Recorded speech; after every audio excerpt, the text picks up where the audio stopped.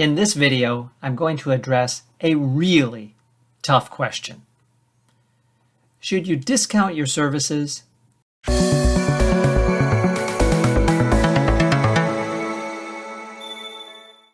Over the years, I have received this question from newer coaches time and again.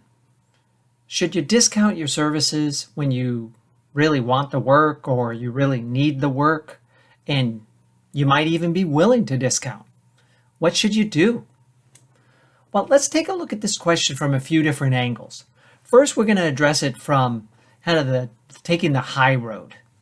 If you have done a good job of evaluating the needs of the client and determined that they have big problems that are costing them significant mental energy, stress, strain, anxiety, or fiscal price, which is the cost of the problem, then you shouldn't need to discount your price, right? Because usually your fees would be much less than the overall value to the client.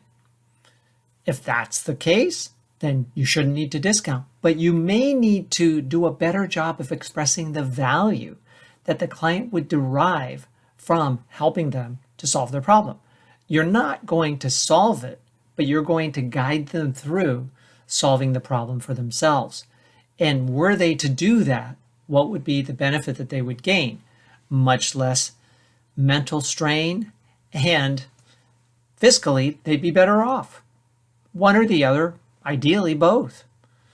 So this is the ideal scenario, right? Where they have big needs and you provide great value. In a case like that, why discount? Hold firm and say, I can't actually reduce the price, but what I can do, if you really need to have these services come in at a lower price point, is what can we take out? What can we adjust? Where can we make some adjustments so that this can be more in line with your expectations or needs budget-wise? So you can adjust the coaching package. And I do say coaching package because what we don't want to do is provide a proposal that has an hourly rate, because then they will just say, well, can you just reduce your hourly rate? Because if we do the math and you reduce your hourly rate, then we'll get to the price point that I want, and so on and so on. And then you go down that slippery slope, right? So present a package that has elements in the package, and you can say, well, maybe there's certain elements that you don't really need, and we can still solve the problem together. So consider that. All right, so that's the ideal scenario, right?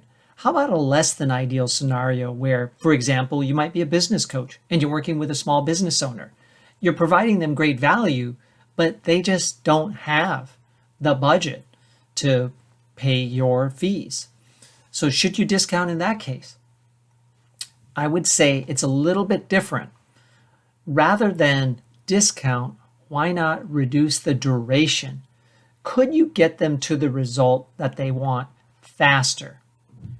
What's your confidence level that you can help them achieve where they want to be faster than you would normally specify? So you may have specified 6 months of coaching with weekly sessions, maybe moving to bi-weekly sessions after a few months, using an assessment or two, maybe doing a team retreat, team development.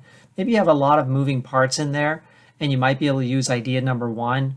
But if idea number one doesn't work, then idea number two might be a better approach, because you might still feel that you need to use the elements that are in the package. But can you compress the schedule, do it faster, maybe a fewer coaching sessions, like you could do 4 months instead of 6 months?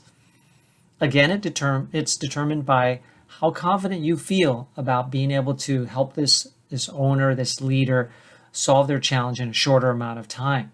So that's one scenario.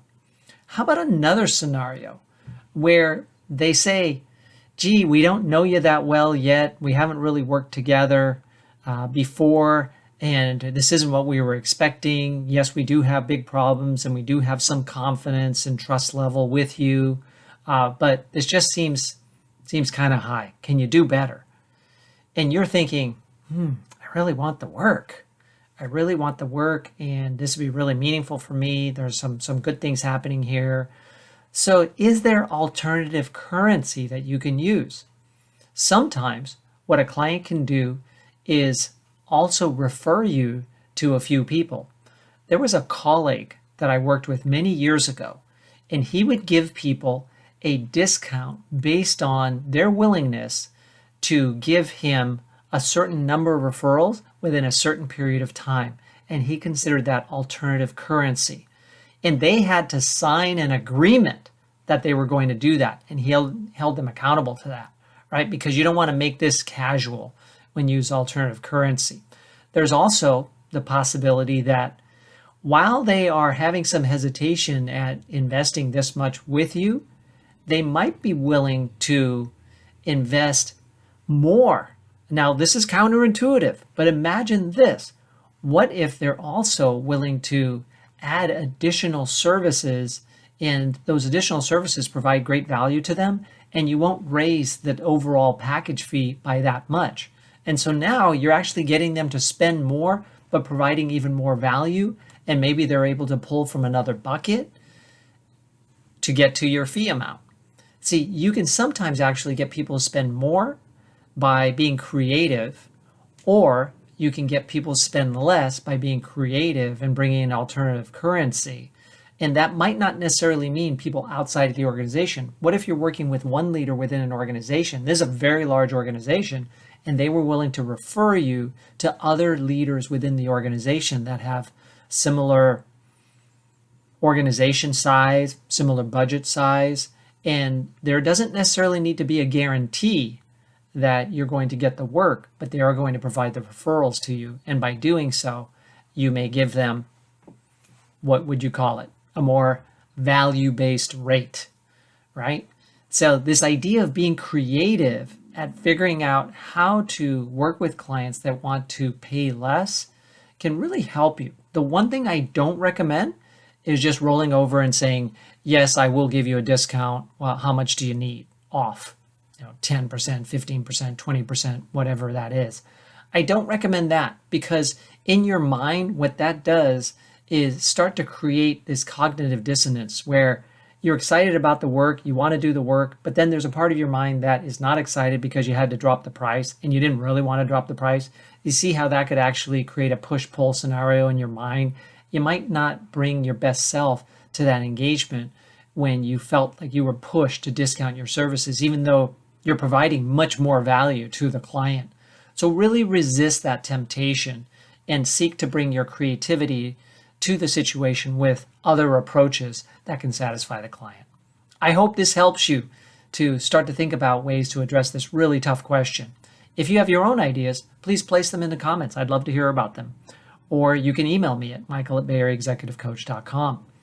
If you'd like to learn more about my leadership and executive coach training and certification programs, please visit the dedicated website, bayareaexecutivecoachtraining.com.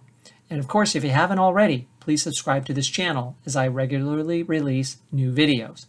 And share this with someone else who could be served by the content here. Thank you very much.